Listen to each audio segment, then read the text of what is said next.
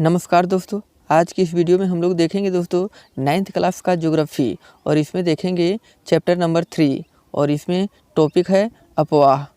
तो दोस्तों अगर मेरे चैनल को आप सब्सक्राइब नहीं किए हैं तो प्लीज़ चैनल को सब्सक्राइब कर लीजिए और वीडियो को लाइक कर दीजिए। ठीक है दोस्तों, चूँकि इसी प्रकार की वीडियो हम आपके पास लाते रहेंगे। तो दोस्तों चलिए शुरू करते हैं।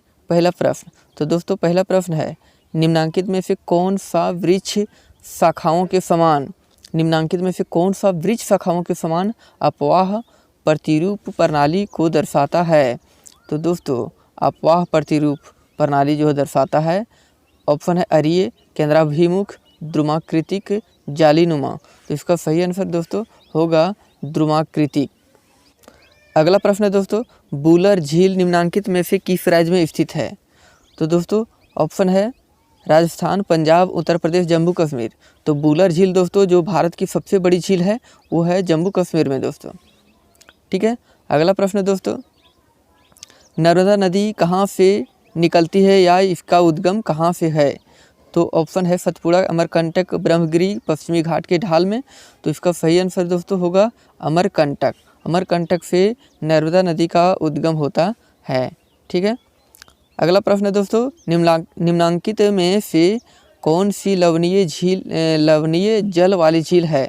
ऑप्शन है सांभर, डल, गोविंद सागर, बूलर। तो इसका सही आंसर होगा दोस्तों सांभर झील जो है लवणीय झील है। ठीक है, लवणीय जल यहाँ पर है। ठीक है, अगला प्रश्न है दोस्तों, निम्नांकित में से कौन सी नदी प्रायद्वीपीय भारत की सबसे लंबी नदी है।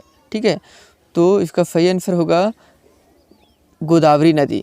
तो दोस्तों गोदावरी नदी जो है दक्षिण भारत की सबसे लंबी नदी है, प्रायद्वीपीय भारत की सबसे लंबी नदी है। ठीक है दोस्तों, और इसकी लंबाई जो है 1500 किलोमीटर है। और अगला प्रश्न है दोस्तों, निम्नांकित नदियों में से कौन सी नदी भ्रंश घाटी से होकर बहती है। तो दोस्तों इसका सही आंसर होगा ताप्ती। ठीक है, ताप्ती नदी और नर्मदा नदी दोनों भ्रंश घाटी से होकर बहती है और पूरब से पश्चिम की ओर बहती हुई अरब सागर में दोस्तों गिर जाती है। ठीक है, अगला प्रश्न है, निम्न में कौन प्राकृतिक झील है। तो दोस्तों ऑप्शन है चिल्का, हीराकुंड, गोविंद सागर, इनमें से कोई नहीं। तो दोस्तों प्राकृतिक झील है चिल्का झील।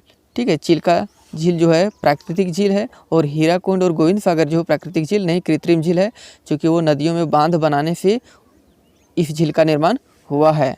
तो दोस्तों 8वां प्रश्न है कि निम्न में से कौन सी लवणीय जल वाली झील है। तो लवणीय झील जो है सांभर झील है दोस्तों, जो राजस्थान में स्थित है। ठीक है, और भारत का सबसे अधिक लवणीय झील है। ठीक है, सबसे अधिक लवण की मात्रा इसी झील में यानी कि सांभर झील में होती है। ठीक है, अगला प्रश्न है कि ब्रह्मपुत्र नदी को तिब्बत में क्या कहा जाता है। तो दोस्तों ब्रह्मपुत्र नदी को तिब्बत में सांगपो कहा जाता है। ठीक है, सांगपो। अगला प्रश्न दोस्तों, भारत की सबसे लंबी नदी कौन सी है। गोदावरी, ब्रह्मपुत्र, गंगा, नर्मदा। तो दोस्तों सबसे लंबी नदी जो है तो गंगा है। ठीक है, और बड़ी नदी तंत्र भी है, हमारी राष्ट्रीय नदी भी है। ठीक है, और ब्रह्मपुत्र नदी जो है तो भारत की सबसे चौड़ी नदी है और गंगा नदी सबसे लंबी नदी है। ठीक है, अगला प्रश्न है दोस्तों, नर्मदा नदी का उद्गम किस राज्य से होता है। तो नर्मदा नदी जो है अमरकंटक से निकलता है। ठीक है, नर्मदा नदी अमरकंटक से निकलती है और ये मध्य प्रदेश में स्थित है। तो नर्मदा नदी का उद्गम या जन्म स्थान जो है मध्य प्रदेश में है। ठीक है, अगला प्रश्न है दोस्तों, सिंधु जल समझौता किन दो देशों से संबंधित है। ऑप्शन है भारत चीन, भारत पाकिस्तान, भारत श्रीलंका, भारत बांग्लादेश। तो दोस्तों इसका सही आंसर होगा भारत और पाकिस्तान। भारत और पाकिस्तान के बीच में सिंधु जल समझौता हुआ था। ठीक है, अगला प्रश्न है दोस्तों, नागार्जुन सागर नदी परियोजना किस नदी पर है। तो दोस्तों ऑप्शन है गंगा नदी, कृष्णा नदी, जमुना नदी, गोदावरी नदी। तो इसका सही आंसर होगा दोस्तों कृष्णा नदी। ठीक है, अगला प्रश्न है कि ताप्ती नदी या तापी नदी किस सागर में जाकर गिरती है। तो तापी नदी जो है अरब सागर में जाकर गिरती है, ठीक है, अरब सागर में।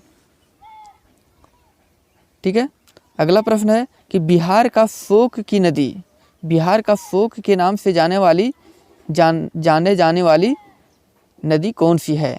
ऑप्शन है कोसी, दामोदर, गंगा, सोन। तो दोस्तों इसका सही आंसर जो होगा वो होगा कोसी नदी। कोसी नदी को बिहार की शोक की नदी कही जाती है, ठीक है। और दामोदर नदी जो सो बंगाल की शोक की नदी कही जाती है, ठीक है। अगला प्रश्न है दोस्तों, भारतीय मरुस्थल की एक महत्वपूर्ण नदी कौन सी है? ऑप्शन है सतलज, लूनी, जमुना और नर्मदा। तो दोस्तों इसका सही आंसर होगा लूनी नदी। तो भारतीय मरुस्थल यानी कि राजस्थान में जो है एक लूनी नदी है जो वहाँ पर बहती है और वो भी कच्छ की रण में जाकर वो लुप्त हो जाती है, वो अरब सागर में नहीं पहुँच पाती है दोस्तों, ठीक है दोस्तों।